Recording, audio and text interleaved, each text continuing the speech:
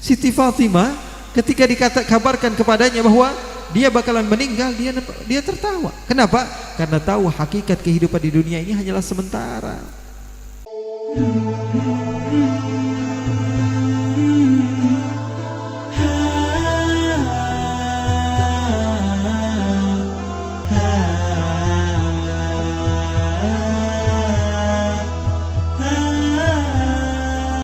Bohong semua. Ya, sekali lagi saya ulangi, jangan dikejar dunia, karena dunia ini bohong semua. Dunia ini tempat tipu menipu, semuanya tanpa terkecuali. Dunia ini hanyalah fata morgana, tempat yang bohong.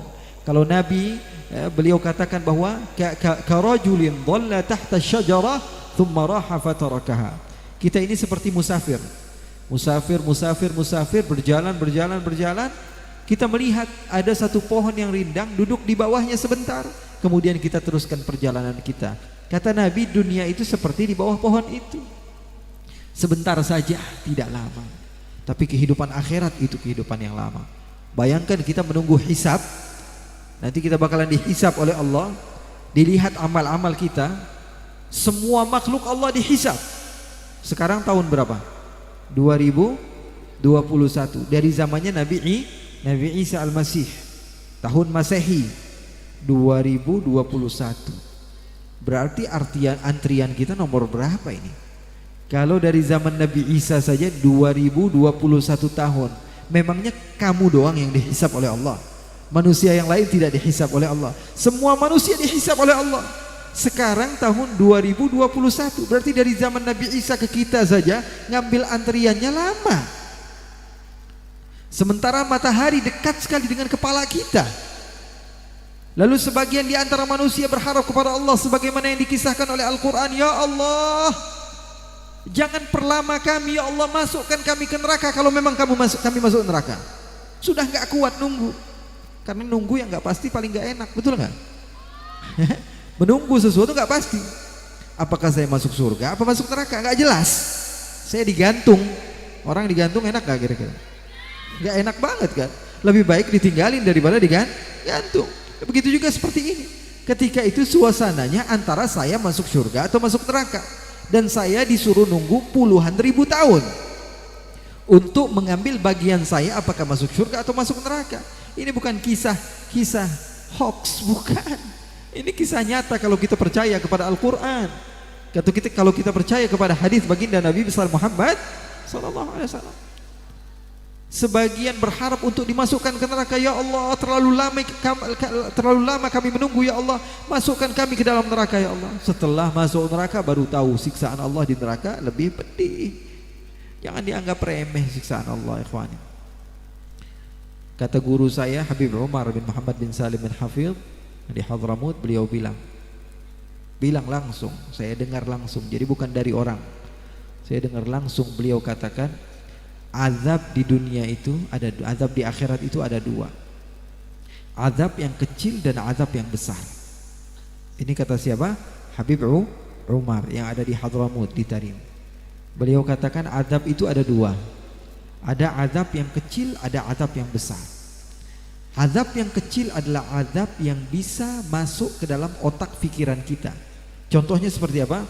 Contohnya kisah Nabi yang menceritakan waktu Nabi Mi'raj, Nabi Muhammad melihat ada beberapa orang badannya disetrika dengan setrikahan yang besar, kemudian hancur badannya, kemudian diadakan lagi, disetrikakan lagi. Bisa kebayang nggak? Kebayang. Berarti itu azab kecil, kata beliau. Seorang wanita diceritakan diambil besi yang begitu panas, kemudian dimasukkan ke dalam kemaluannya sehingga dia tewas, kemudian diadakan lagi, kemudian dimasukkan lagi, kemudian sampai berulang-ulang kali. Bisa kebayang nggak? Bisa kebayang. Berarti itu azab kecil. Azab kecil. Lidah dipotong, kemudian diadakan lagi, kemudian dipotong lagi. Bisa dibayangkan? Bisa dibayangkan. Itu azab kecil, kata guru saya. Karena azab Allah begitu hebat. Allah yang mensifatkan dalam Al-Quran azaban alima, azab yang menyakitkan, azaban muhina, azab yang menghinakan, azaban azima, azab yang begitu agung. Terus azab yang besar bagaimana Habib? Adab yang besar adalah adab ma la ainun ra'at wala udhunun sami'at wala khatara ala qalbi bashar. Adab yang besar, adab yang tidak pernah nampak di mata kita, tidak pernah terdengar oleh telinga kita, dan tidak pernah terlintas di dalam pikiran kita. Adab Allah begitu hebat. Adab dunia aja kita kadang-kadang melihatnya hebat sekali, apalagi adab akhirat. Pengen selamat gak? Pengen selamat gak? Ya, kita di dunia bisa bercanda begitu, bisa asik-asikan, bisa seru-seruan, tapi nanti di akhirat kita melihat apa yang saya ucapkan sekarang ini menjadi kenyataan.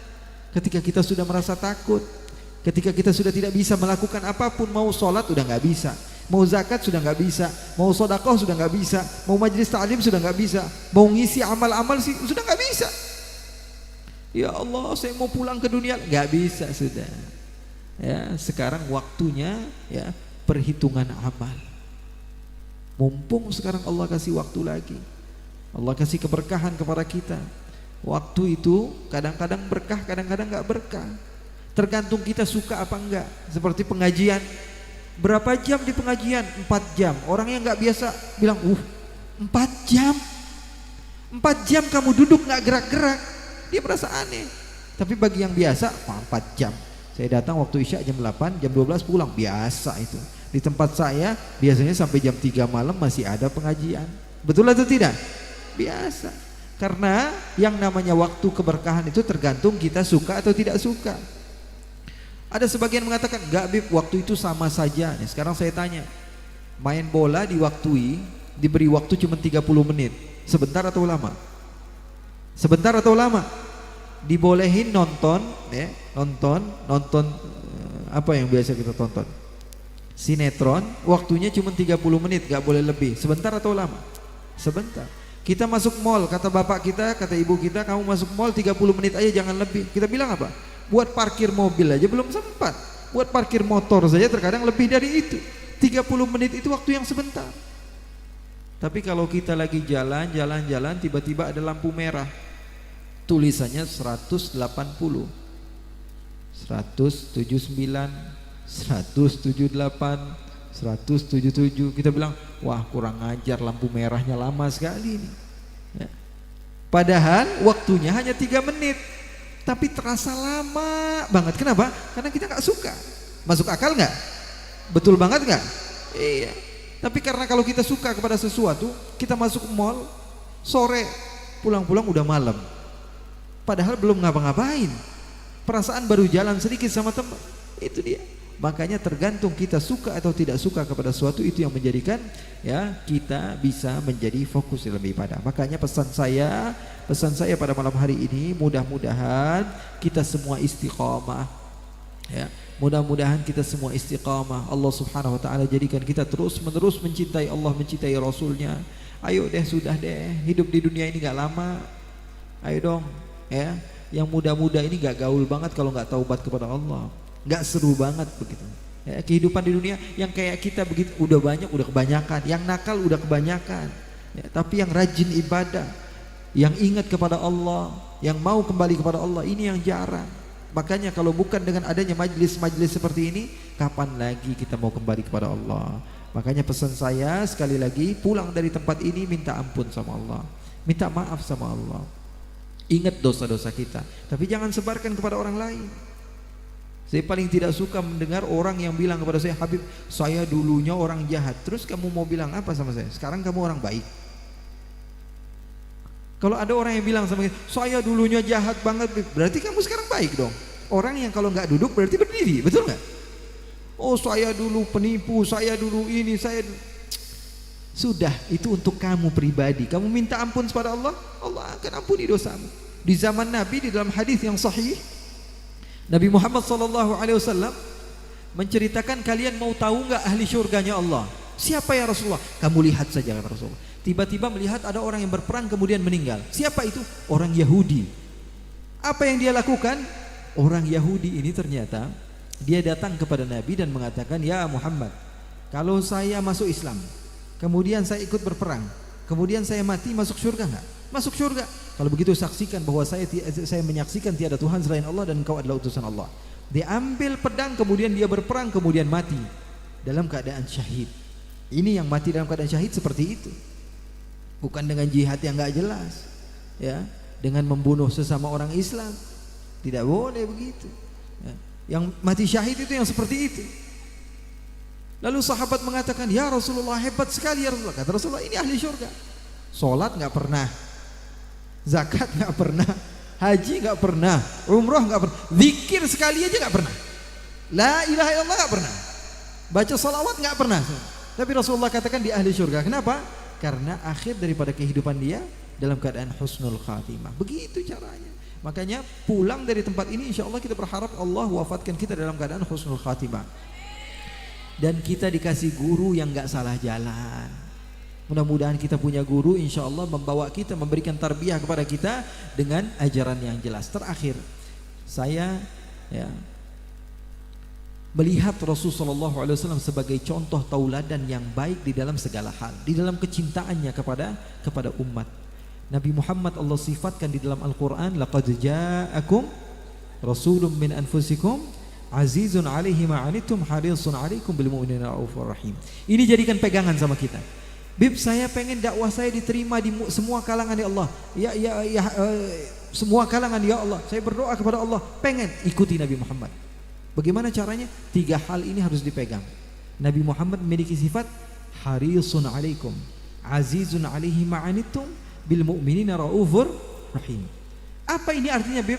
Yang pertama, azizun alaihi ma'anitum, ngerasa sedih kalau ada yang maksiat. Yang sedih saya kalau orang lain yang maksiat. Bukan malah kita syukurin dia. Kamu sih nggak mau ikut organisasi saya, kamu sih sesat, kamu sih nggak benar, kamu sih orang yang nggak. Orang seperti ini tidak mencontoh Nabi. Nabi kalau melihat ada orang yang salah, Nabi yang sedih. Bahkan ketika Rasulullah SAW melihat ada jenazah orang Yahudi, Nabi Muhammad menangis. Ditanya sama sahabat, kenapa engkau menangis ya Rasulullah? Kata Rasulullah, terlewat kepada saya satu jiwa yang tidak akan terselamatkan. Nangis Rasulullah. Kalau ada yang maksiat kepada Allah, Nabi Muhammad SAW menangis. Itu caranya. Bukan malah bahagia dan senang, menjadikan dia termasuk targetnya setan untuk mendapatkan neraka. Tidak. Syekh Mutawalli Sya'rawi pernah berjumpa dengan anak muda yang kayak kita nih, yang lagi demen-demennya hijrah, lagi demen-demennya kembali kepada Allah. Karena apa? Hawa nafsu terkadang bawaannya. Ditanya sama Syekh Mutawalli, wahai anakku, ini di samping masjid ada klub malam, tempat orang joget-joget gak bener, tempat orang minum minuman keras. Kira-kira gimana caranya supaya orang-orang itu tidak minum minuman keras lagi? Ini ingat, bawa ke rumah kita supaya menjadikan ajaran kepada kita. Gimana caranya? Kata anak muda ini, gampang Syekh. Terus gimana caranya? Bom aja selesai. Kalau kita ajari, terkadang mereka menolak. Kalau kita ajak baik-baik, terkadang apa? Dia tidak mau dengar. Terus gimana caranya? Bom aja selesai. Ta'udzubillah min dzalik. Kata Syekh Mutawalli Sya'rawi, loh, bukannya di dalamnya ada orang Islam juga? Lalu dia katakan, iya, tapi orang Islam yang bergabung dengan orang yang enggak Islam kemudian melakukan maksiat, mereka serupa. Man tasyabbaha biqaumin fahuwa minhum. Orang yang menyerupai satu kaum berarti dia termasuk golongan orang tersebut. Terus kata Syekh Mutawalli Sya'rawi, ajaran kepada kita, mereka ini meninggalnya dalam keadaan su'ul khatimah atau husnul khatimah. Su'ul khatimah. Setan pengennya mereka masuk surga atau masuk neraka? Neraka. Terus kalau kamu bunuh pakai bom, mereka ini masuk surga atau masuk neraka? Masuk neraka, karena matinya dalam keadaan maksiat. Terus bedanya kamu sama setan apa? Bedanya kamu sama setan apa? Setan pengen dia masuk neraka, kamu membunuh mereka sehingga mereka mati dalam keadaan su'ul khatimah, masuk neraka. Berarti beda kamu sama setan apa? Gak ada bedanya sama sekali. Makanya cari guru yang jelas, ajarannya yang jelas, dakwahnya yang jelas. Makanya insya Allah para habaib, para masyayikh, para kiai insya Allah mengajarkan kepada kita untuk senantiasa mencontoh Rasulullah. Azizun alaihi ma'anittum, harisun alaikum. Bersemangat, semua orang diajak. Ini enggak, terkadang kita orang yang non muslim kita ajarkan supaya mencontoh kita, supaya mereka tertarik kepada Islam. Tapi yang beda organisasi dengan kita maki-maki, kita marahi, kita musuhi. Apalagi bulan Ramadan ini, nanti banyak ada formasi sholat tarawih, ada yang 4-4-3 ya. Ada yang sholat 20 rakaat, ada yang sholat 11 rakaat, macam-macam. Kita pengen ngelihat orang-orang yang non muslim belajar kepada kita, tapi orang yang beda organisasi sama kita musuhi. Nggak boleh begitu. Agama Islam tidak mengajarkan seperti itu. Makanya apa yang kita harus lakukan? Harisun alaikum. Semua orang, oh kamu tapi caranya beda dengan saya, udah nggak apa-apa. Kita bisa ngafe bareng dengan menu yang berbeda, betul nggak? Saya bisa minum kopi, kamu minum teh, tapi di satu tempat yang sama, nggak masalah. Ayo bareng-bareng kita berjuang bersama. Kita muliakan agama Allah Subhanahu wa taala. Dan yang terakhir, bil mu'minina raufur rahim.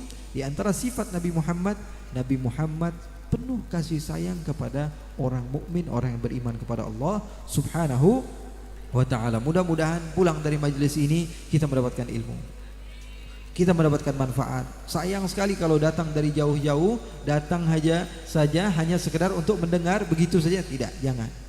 Minimal kita ada satu poin, satu pesan yang kita bawa pulang ke rumah. Saya nggak bisa ngambil semuanya, Beb. Ma la yutraku kulluh la yutraku julluh. Catat itu. Segala sesuatu yang tidak bisa diambil semua, jangan tinggalkan semua. Segala sesuatu yang tidak bisa diambil semua, jangan tinggalkan semua. Wah, saya error otak saya kalau hafalin semua, nggak bisa. Ambil satu poin saja yang paling penting.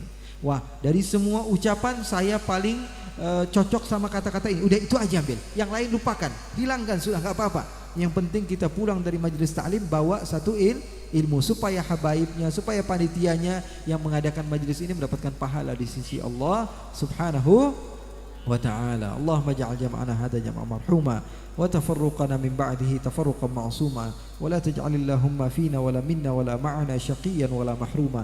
Ya Allah, jadikanlah perkumpulan kami ini perkumpulan yang Kau cintai ya Allah.